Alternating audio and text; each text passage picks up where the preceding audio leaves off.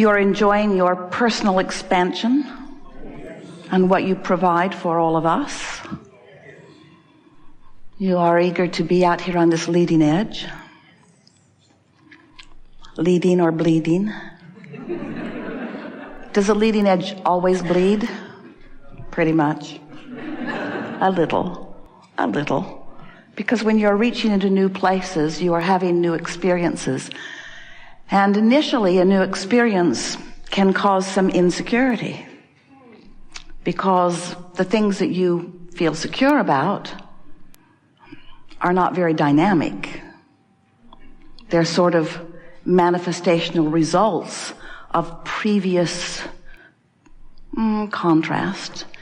And once you get the contrast all sort of figured out and things start fitting into place for you, and you begin feeling that feeling of security or contentment, soon after, or right in the middle of that, often more contrast appears, and you have to be wondering, what's up with that? Will I ever get to the place of constant, steady security or contentment? And we lovingly say no, because you are leading edge creators.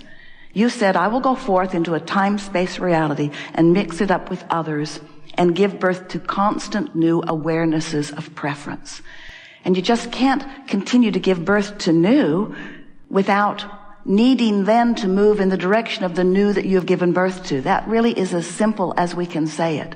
Life is going to cause you to expand, and you must keep up with your expansion. And in the interim, there is the potential of insecurity. There's the potential of uneasiness. There's the potential of that leading edge to feel like it's bleeding just a little bit. But after a while, you become wise enough, don't you, to know that it always turns out all right, don't you? After a while, don't you figure it out that even though there may be moments of unsteadiness, that it will come back into balance for you once you figure out how to align with what you want? It's only in the discord in your own vibration that you ever feel unsteady. So the question that we want to put to you, it's really what this conversation is all about, is how can I experience continual expansion without feeling unsteady in that interim, in that time between having given birth to a new desire and figuring out how to come into alignment with it? And we can give you a very clear answer. We can tell you exactly what's causing you more consternation than is necessary. You don't want to settle down and feel good until manifestations begin occurring. In other words, I know what I want, and when it comes, I will feel better. And we know for sure that's true. You do know what you want, and you will feel better when it comes. But why not feel better while it's coming? And many of you say, well, if I knew for sure it was coming, then I might be willing to feel better. I'm willing to feel better if I know for sure it's coming. And we say, who are you holding hostage in this? Who is it that you're offering your threat to? Well, you did it to your mother for a long time. If you give me that, then I'll be good. But if you aren't good to me, I won't be good to you. It didn't work out well with her, did it? And we think there's some of that still stuck in your vibrational craw. You're still wanting to hold someone else hostage for the way you feel. But when you figure it out that it's only you who feels the discord of not going along with your own good ideas, then everything becomes easier for you. And instead of feeling unsteady or insecure, you feel eager about the adventure that is unfolding. You feel confident.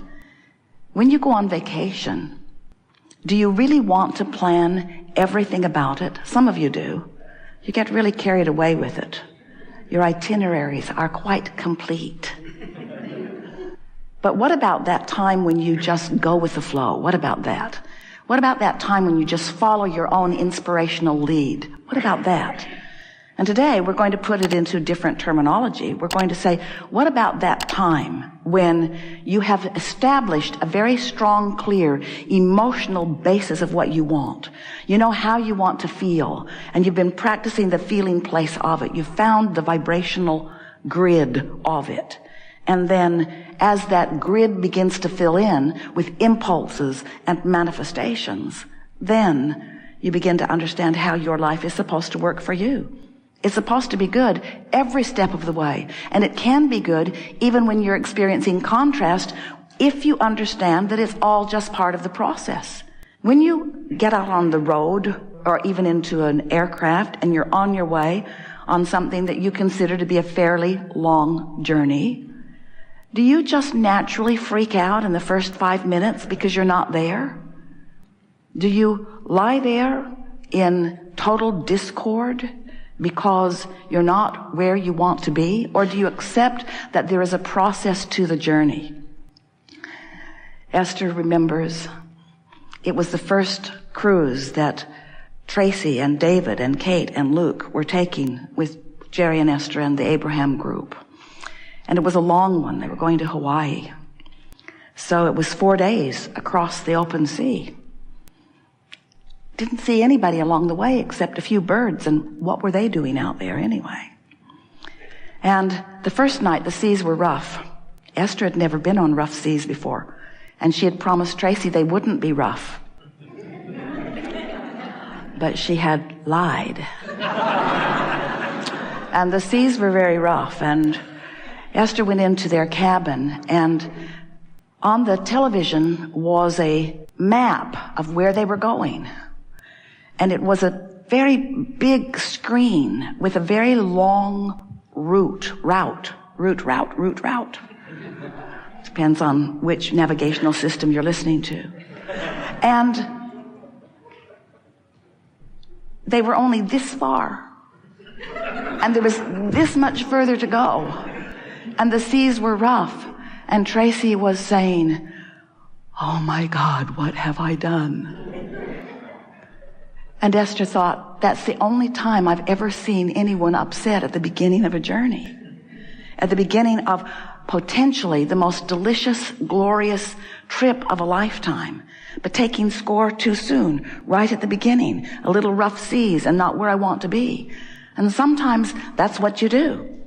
Your life has carved out for you so much that you want, and you stand at what you think is the beginning place, freaking out at what you think is the uncomfortable distance between where you are and where you want to be. And we want you to understand that if you can get your thoughts around this vibrational world that you live in, if you can accept that you are a vibrational being and it's all about vibration, if you can understand that your discord that you feel, that is what negative emotion is always, every single time, only about one thing. And that is, your life has produced a desire within you that your current belief is not matching. Your current belief, which is just a thought that you are currently thinking, and we call it a belief, or you do, because it's a thought that you've been thinking long enough that it's an easy thought to think. In fact, it's the easiest thought to think under these conditions because you've practiced it so well. Not because it's true. Oh, well, you are making it true. But it's not an easy thought to think because it's true. It's an easy thought to think because you've practiced it. And when you practice it, you develop a vibrational propensity. And law of attraction, who is your best friend and your worst friend, your best friend, because it's consistent. Your best friend and your worst friend, your best friend, because it's consistent. But law of attraction will bring to your belief or to your practiced vibration exactly what matches it. So you've got this desire with an opposing practiced belief. A lot of people do. They want abundance and don't believe it for a minute. Or they want world peace and don't believe it for a minute.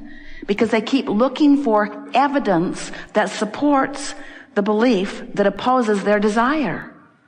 And you call that facing reality. We call it insanity. Why would you practice a vibration which causes a point of attraction, which brings to you evidence of something you do not want? And you say, or at least Esther has said to us many times, because it's true.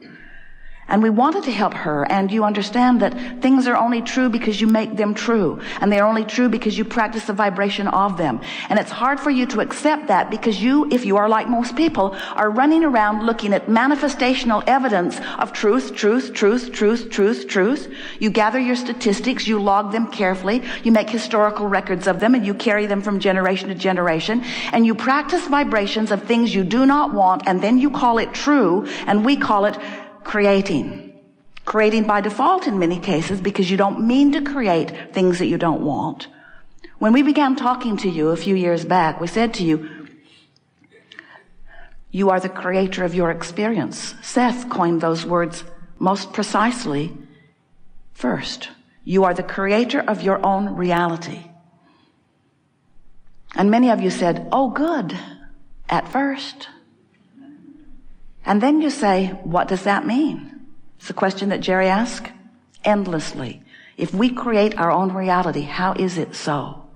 And we say, you create it by conjuring a vibration which equals your point of attraction, and then things that match the way you feel keep showing up in your experience.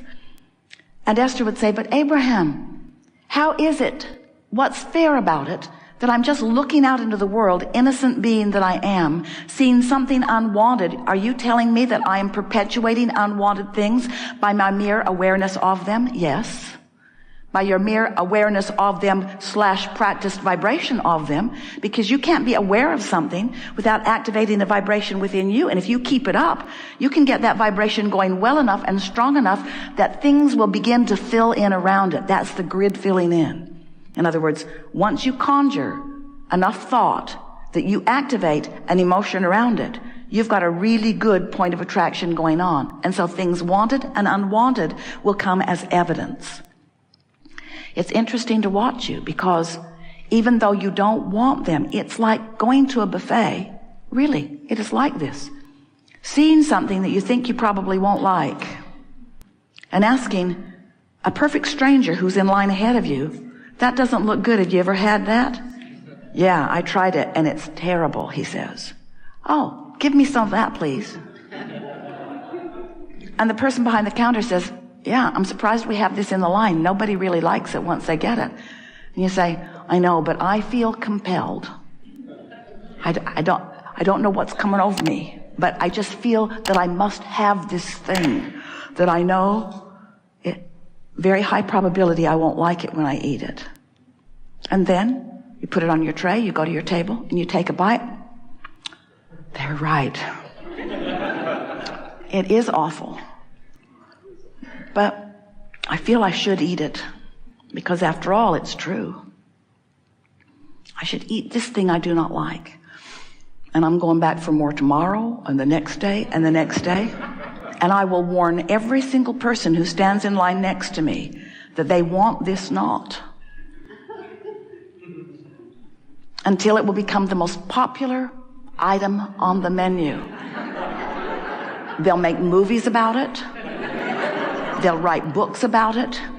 It will become such an inherent part of the culture in which I live that this generation at least will accept it as reality. And we say, really? Really? When there are so many things that you might give your attention to, that in the giving the attention to it, you would be thrilled. And as the grid fills in with the details that represent it, you would be even more thrilled. Because you create your own reality, you see. And a lot of you say, I didn't create that, I'm just looking at it. I'm just observing it. And we say, that's how you create your own reality. You observe it. You think about it, you ponder it, you talk about it, you fuss and worry about it, you join online chat groups about it, you read blogs about it, and then the universe knocks itself out to make you an expert about it. Because that's the way law of attraction works, you see. You create your own reality. How's it going? Pretty good for most of you. Most of you have a handle on this. We just come in response to your never-ending questions. And we so enjoy this leading edge group who is willing to come and chew with us. You know, you come to this hot seat and you present yourself vibrationally and verbally. And all that is expands as a result. of the conversation that you start, that we co-create together. And without you and your participation, of course you can't not participate, because life causes that, doesn't it? Life causes you to mix it up and to give birth